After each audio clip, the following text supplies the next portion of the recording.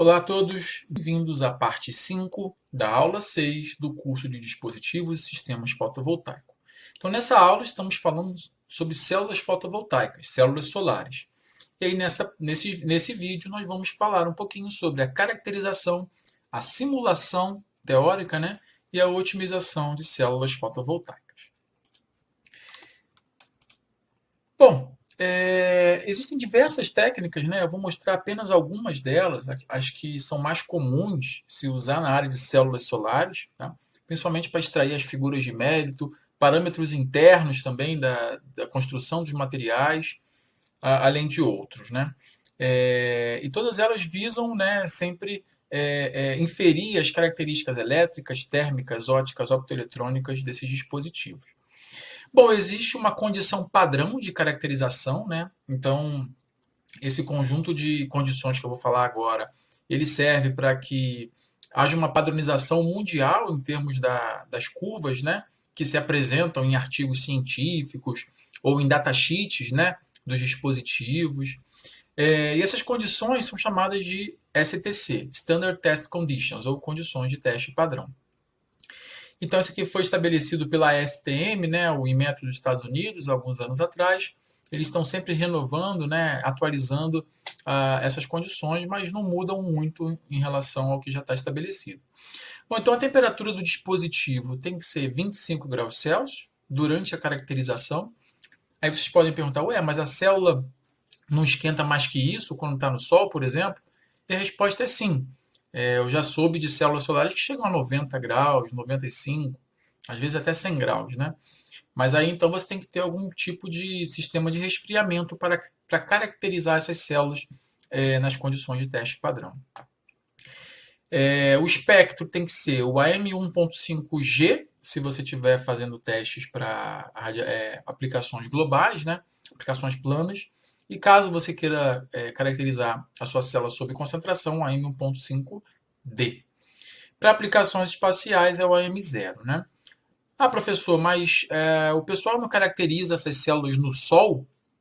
E a resposta é que não. Muito dificilmente você vai ter uma curva de calibração, uma curva de caracterização medida no Sol, tá? Por quê? Porque você, claro, você pode sempre ter um detetor de referência, um sensor de referência, para você saber as condições locais, né? Mas geralmente, quando se faz isso em laboratório, você tem um conjunto de lâmpadas, né? Eu vou mostrar daqui a pouco, um conjunto de lâmpadas que vão simular o Sol, né? O simulador solar. Bom, e a irradiância então dessa fonte luminosa tem que ser 1000 watts por metro quadrado. Em termos de certificação, em metro, né, tem um conjunto de regras que estabelecem lá a certificação das células e módulos fotovoltaicos que podem funcionar no Brasil e a validação dessas informações que estão nos datasheets. Bom, então a primeira curva que eu queria falar, né, é a curva IV sobre iluminação. É a curva mais importante para células solares, onde você vai extrair a corrente de curto-circuito, a tensão de circuito aberto, fill factor e eficiência, né? Então, todas as figuras de mérito mais importantes são obtidas a partir dessa curva. Então, basicamente, o que você tem nessa montagem é um dispositivo, né, uma fonte de iluminação externa, tá? Então, essa fonte de iluminação externa é composta por uma lâmpada ou várias lâmpadas, filtros e um conjunto óptico para homogeneizar e direcionar a luz para o seu dispositivo. E aí você vai ter a sua célula solar, né, disposta lá numa determinada configuração. Geralmente tem um vacuum chuck aqui, né, onde você suga a célula para ela ficar estável numa determinada posição. Isso é importante, né, porque, enfim, essa distribuição espacial da luz que vem desse simulador pode não ser tão homogênea, e se sua célula solar for pequena, eventualmente pequenos desvios podem levar a curvas diferentes, né? E geralmente também essa célula, como eu falei, tem que ser resfriada. Então você tem uma base aqui, né, de resfriamento. Geralmente é feito a água, né? Então aqui tem um circuitozinho de água refrigerada, mantendo a célula a 25 graus Celsius. Bom, e aí você tem um circuito elétrico externo, né, que vai medir a curva IV propriamente dita, né? E esse circuito elétrico externo pode ser de várias formas, né? Então existem fontes de tensão que tem dentro do seu circuito a possibilidade, na verdade, de medir geradores, né? Nem todas as fontes têm a opção de gerar corrente e receber corrente pelo mesmo terminal, né? Então você tem que ter uma fonte que consiga fazer isso. Ou você pode montar um setup simples, né, com um voltímetro, né, e um amperímetro, e você colocar uma resistência variável para obter os diversos pontos da curva IV. Lembra, numa aula anterior, que eu mostrei que os diversos pontos da curva IV, que geralmente tem aquele formato, eles são obtidos, né, para determinados valores de resistência do circuito externo. Então, basicamente, se você tiver acesso a um potenciômetro, amperímetro e um voltímetro, você consegue medir a curva IV de uma célula solar. Ou você pode ter uma fonte programável também que consiga medir geradores, né? E medir essa curva IV. Um detalhe importante dessa fonte é que a impedância de entrada dela tem que ter uma opção cuja impedância de entrada seja muito pequena. Senão você não consegue obter, por exemplo, pontos próximos ao eixo Y, né? Pontos da curva IV próximos ao eixo Y, dependem de você ter uma resistência da carga próxima de zero. Então, se você tiver uma resistência interna do seu dispositivo maior, muito grande, você não vai conseguir medir os primeiros pontos, né? Então, você geralmente começa a medir a partir de um determinado ponto. Então, tem que tomar cuidado com isso também, com a eletrônica. Uma outra coisa importante é que, geralmente, antes de você colocar a sua célula solar para medir, você coloca uma referência calibrada. Ou seja, uma célula solar ou outro dispositivo, um fotodiodo, que você conheça muito bem a resposta dele, né? E aí, então, para que vai servir isso, Daniel? Vai servir para você calibrar o seu simulador solar. Geralmente, os simuladores solares ele tem um botãozinho onde você consegue controlar a irradiância dele. Então, você vai obter o valor da irradiância padrão, geralmente com uma célula calibrada, e só depois, então, você substitui a célula de referência pela sua para poder medir, de fato, a curva IV. Eu acho que é isso. Uma coisa importante, né? Quando você vai medir a referência calibrada, nunca meça a tensão. A gente já discutiu em umas aulas anteriores que a tensão ela é pouco dependente das condições de iluminação, né? Ela é mais dependente da temperatura. Então, se você colocar para medir tensão e a sua irradiância estiver fora do valor padrão, eventualmente ela vai dar um valor tão próximo que pode te confundir. Então, como a gente já discutiu anteriormente, a corrente elétrica ela é mais sensível aos valores de irradiância. Então, por isso, você deve calibrar com a corrente. Muito bem, então peguei aqui imagens, né, de um exemplo de um setup, né, de uma montagem experimental. Não quero fazer propaganda de nenhuma marca aqui, é só para mostrar para vocês, né, um exemplo. Então aqui é do Sunlab, né, o laboratório lá da Universidade de Ottawa, da Karen Hinzer, uma pessoa bem conhecida na área de células solares. Então esse aqui é um simulador solar, tá? Aqui tem toda a eletrônica de medida da célula solar e aqui está a montagem do carregamento, né, da célula. Então a gente consegue ver que está iluminado, né, com a luzinha aqui embaixo. E aqui está a célula, então, onde você tem as ponteiras de medida conectadas lá nos terminais positivo e negativo da célula. A gente consegue ver aqui atrás, ó, um vacuum chuck, né, que aí você consegue, como eu falei, né, sugar a célula, deixar ela bem estável ali na mesa, né. Bom, é basicamente isso. A parte de refrigeração, não sei, não conheço muito bem esse setup, mas eventualmente deve ter uma célula Peltier aqui ou algo do tipo para resfriar essa montagem. Bom, a segunda curva que eu quero mencionar aqui é a curva IV no escuro, né? Então, basicamente a mesma coisa de antes, traçar a curva IV, mas sem iluminação, né? E aí, se você não tem iluminação, obviamente a célula solar não vai gerar corrente de tensão, você então precisa alimentar essa célula. Então você vai ter aqui uma eletrônica, agora eu vou frisar aqui, né, uma fonte de tensão DC, e aí você vai ter um voltímetro, um amperímetro e enfim, uma resistência de medida aqui. Então você não precisa necessariamente variar a carga, você pode simplesmente mudar a tensão da célula. Bom, e aí a célula está montada também em cima de uma base refrigerada, tudo aquilo que a gente já conversou, né? Então a referência é calibrada também, você vai medir antes para testar as condições do seu, enfim, da sua medida, e aí só depois você de fato mede a sua amostra. Bom, a terceira medida que eu quero mencionar é a medida de resposta espectral, que dá origem àquela curva de eficiência quântica, né, que nós já discutimos numa aula anterior. E ela é obtida pela medição da corrente gerada no dispositivo a partir da iluminação por uma fonte monocromática.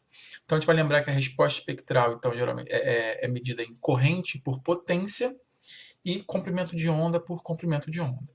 Então, geralmente, para você fazer isso, você joga luz com um comprimento de onda. Bom, um é impossível, né? Uma banda de comprimento de onda, uma faixa. Então, você joga luz com comprimento de onda aqui na célula. A célula, então, vai gerar uma corrente elétrica como resposta a essa iluminação de uma luz monocromática. Essa corrente elétrica, então, geralmente vem para um lock-in ou amplificador de transimpedância, antes do lock-in, né, geralmente, mas o lock-in também tem entrada de corrente, enfim, aí esses detalhes da medida de amplificação, enfim, não estão aqui na imagem, né? A corrente entra no lock-in, então, basicamente, vai sair enfim, você pode jogar para um computador, né, e fazer o espectro. Então, basicamente, o que você faz aqui, do lado esquerdo, bom, então, a parte mais básica é essa, né? Jogo luz em determinado comprimento de onda, eu sei a potência dessa iluminação, meço a corrente, divido corrente por potência, tenho o valor da resposta espectral para aquele comprimento de onda. Aí eu mudo o comprimento de onda, faço tudo de novo, enfim, vou obter outro ponto. Para obter uma luz monocromática, então, eu tenho aqui, ó, nesse exemplo, né, existem outras formas de fazer isso. É uma lâmpada policromática, uma lâmpada de luz branca, geralmente que tenha saída no ultravioleta e também no infravermelho, né? Então essa luz passa por um monocromador, que é um conjunto de grades de difração, espelhos, e aí sai monocromática, como a gente falou. E aí ela passa por um chopper, que é um ventiladorzinho, né? Um conjunto de pás, vocês conseguem ver aqui. Então, basicamente, o que esse chopper faz é modular essa luz. Então, a luz chega na célula modulada. E esse sistema de lock-in aqui, ele só mede a resposta da corrente para aquela modulação. Então, por isso, você tem que entrar com o sinal do chopper aqui. Isso é muito interessante porque essa é uma forma muito eficaz de evitar ruído. Você poderia pensar, professor, então a iluminação do ambiente interfere muito nessa medida. Isso é verdade. Só que a iluminação do ambiente vai estar numa frequência diferente da frequência do chopper. E o lock-in só vai medir, então, a luz monocromática vindo desse sistema. Muito inteligente, né? Bom, adicionalmente, geralmente se coloca uma lâmpada bias com uma iluminação de um sol, tá? Não é, essa questão do um sol não é tão importante assim. Para que serve esse bias aqui? Serve para você colocar a sua amostra na mesma condição de operação. Então você quer ver como a sua amostra está funcionando para cada comprimento de onda, só que na condição de iluminação da operação, que seria um sol, né? Ah, professor, mas essa luz não interfere na medida? Mais uma vez, não interfere porque ela não passa pelo chopper aqui, né? E não passando pelo chopper, então ela vai ter uma frequência diferente que o lock-in não mede. Muito bem, vamos para os detalhes dessa medida, né? Essa medida tem que ser feita com a célula em ISC, na ISC, ou seja, em curto-circuito, né? Então você geralmente quer medir a célula no curto-circuito, ou seja, o lock-in ou o seu sistema de medida tem que ter uma resistência muito próxima de zero. Outro detalhe importante é como eu vou saber, Daniel, a potência da luz que chega na célula para cada comprimento de onda, se isso depende fortemente da lâmpada, da passagem pelo monocromador, eventualmente um conjunto de lentes que você coloca, espelhos, a condição, por exemplo, lá de umidade da sala, tudo isso influencia, né? Então, para você saber a potência para cada comprimento de onda, geralmente você usa uma referência calibrada. Então, você mede todos os comprimentos de onda, a corrente, né, para uma determinada, para uma referência calibrada. E você tendo a curva de resposta espectral dessa referência, por isso que ela é calibrada, porque você conhece a resposta espectral dela. Bom, você mediu corrente, Sabe a resposta espectral, naturalmente você inverte essa relação para obter a potência. Então você sabe para o seu setup experimental a potência para cada comprimento de onda. Aí depois você substitui, coloca a sua célula e aí você mede de novo e depois no computador você faz a manipulação dos dados para obter a resposta espectral da sua célula usando os dados dela e os dados da amostra calibrada. Mais um detalhezinho.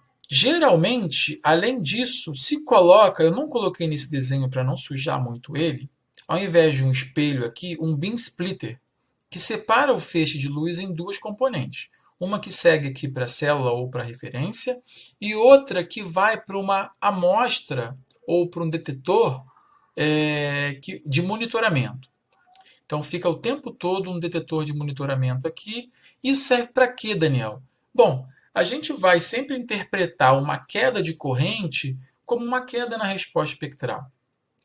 Mas e se essa queda de corrente é proveniente, por exemplo, da lâmpada que deu enfim, um surto de tensão no laboratório?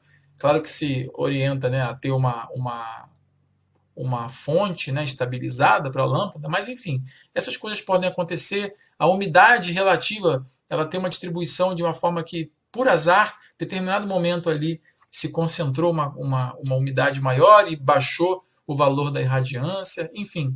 Então, geralmente, você tem uma célula de monitoramento e você acompanha os dois sinais ao mesmo tempo. E depois você trata o dado para ver se aquela queda que você teve na resposta espectral foi uma queda real ou se foi uma queda que todo o setup apresentou. Bom, aqui tem, desculpa, esqueci a referência, mas é o mesmo laboratório anterior, o Sunlab, lá da Universidade de Ottawa. Aqui a montagem espectral deles, né, de resposta espectral, é bem grande, né? Na verdade, são sempre eles, o pessoal lá de fora, quando tem mais recurso, né, eles conseguem comprar essas montagens completas já, né, nas fornecedoras, né? Aqui no Brasil, a gente, por exemplo, lá no laboratório que eu colaboro, né, o LabCen da PUC do Rio, a gente geralmente faz essas montagens todas na mão, né? A gente tem lá as lâmpadas, os filtros, e a gente improvisa para montar nossa resposta espectral. E o que eu quero dizer com isso, né, não é coitadismo, é que é possível, né? Então, entendendo a medida, você consegue montar um setup para medir ela. Então, aqui basicamente tem, como eu mostrei lá, uma lâmpada, né, uma sequência de filtros, um monocromador, e aqui embaixo, então, tem aqui tem um zoom, né, nessa região do lado de lá. Dá para ver aqui onde a amostra é carregada, que eu dei um zoom aqui, ó, com as ponteiras de medida, uma célula solar ali sendo medida. Enfim, aqui o detetor calibrado de silício ou de germânio. Dá para ver aqui a fonte de iluminação bias, ó, essa lâmpada aqui, ó, que vai ser ligada para iluminar a célula. E assim sucessivamente. Muito bem. Medidas auxiliares, né, são as medidas ópticas de transmissão e reflexão. Então, por exemplo, a medida de reflexão ela é muito importante quando você quer obter a eficiência quântica interna a partir da eficiência quântica externa, como eu falei em uma outra aula lá para trás, né? Então, basicamente, o que você vai fazer aqui é jogar luz monocromática na cara da amostra, né? Aqui é a sua célula, e você vai ou medir aqui, colocando um detetor externo, a transmissão ou a reflexão. Né? E aí você varia o comprimento de onda e mede o espectro. Tá? Também aqui geralmente se usa um chopper e por aí vai. Né? É possível também usar, aqui como eu mostrei, uma esfera de integração, porque geralmente essa luz monocromática que vem aqui, ela tem uma intensidade muito fraquinha, né? Enfim, e além disso, ela é dispersada também aqui, né, no ambiente, pela amostra, né? Então, o que se faz, por exemplo, é colocar aqui nessa etapa uma esfera de integração. Então, aqui, ó, você pode, tem a saída do seu monocromador, você coloca a sua amostra aqui, ela está dentro de uma esfera de integração, então a luz vai bater nela, vai dar várias reflexões e vai ser medida no detetor. Além disso, com uma esfera de integração dessa, os fabricantes colocam lá os ângulos determinados para que você consiga medir também a reflexão direta da amostra, né? Então você tem lá um ângulo específico que o detetor está para medir a reflexão direta, ou a reflexão difusa, né? Ou a total. Isso é muito interessante, então, essas medidas de transmissão e reflexão. Então, nesse caso aqui, se você tira a amostra daqui, coloca, por exemplo, um espelho e coloca a sua amostra aqui, você vai passar a ver a transmissão por ela. Bom, e por fim, mas não menos importante, medida de eletroluminescência. A gente discutiu rapidamente ela quando falou que a célula solar pode funcionar como um LED, né? Então a gente discutiu que uma junção PN na polarização direta, passando corrente, que a gente chamou de positiva, né? Essa corrente ela é majoritariamente dominada pela difusão dos portadores e, consequentemente, a recombinação. Parte dessa recombinação vai ser radiativa, então, quando você coloca polarização direta na sua célula solar, você vai enxergar, né? Você vai conseguir ver, claro, vai enxergar se for no visível, mas essa eletroluminescência que sai da célula pode estar no infravermelho. E aí você coloca uma câmera que seja sensível a comprimento de onda que a sua célula está emitindo. Geralmente ela vai emitir com intensidade mais forte para a luz com energia próxima à energia do gap. Então você consegue identificar qual é a câmera que você vai trabalhar para cada material, né? Bom, e aí que corrente eu coloco aqui, né? Detalhes dessa medida, né? A corrente tem que ser da ordem da ISC, então não precisa ter medo de aplicar uma corrente da ordem da ISC, porque colocou ela no sol, ela vai passar ISC, né? Caso esteja em curto-circuito. Mas você pode colocar correntes até 10 vezes maiores, dependendo da sensibilidade do seu dispositivo, né? Você pode controlar sua fonte aqui para passar uma corrente elétrica até 10 vezes mais alta do que a ISC. E aí, claro, quanto maior a corrente, mais ela vai eletroluminescer e mais fácil de caracterizar passa a ser. Para que serve essa medida, professor? Ela serve para mapear regiões defeituosas em materiais ativos do dispositivo. Então, como a gente já discutiu, né, sobre polarização direta, basicamente toda a corrente vai ser de recombinação, e então você consegue ver para cada ponto do dispositivo se a recombinação está majoritariamente dominada por recombinação radiativa ou não radioativa, né? E aí com isso você consegue perceber os defeitos na sua estrutura. Aí tem uma montagenzinha de eletroluminescência. Então aqui está a sua célula, os fios, né? Não está dando para ver a eletrônica aqui, mas provavelmente está aqui num canto ou no outro. E aqui está a sua câmera, né? Se for, por exemplo, se a sua célula for de silício, você pode ter uma câmera de silício sem filtro, né? E, enfim, e usá-la para fazer a imagem.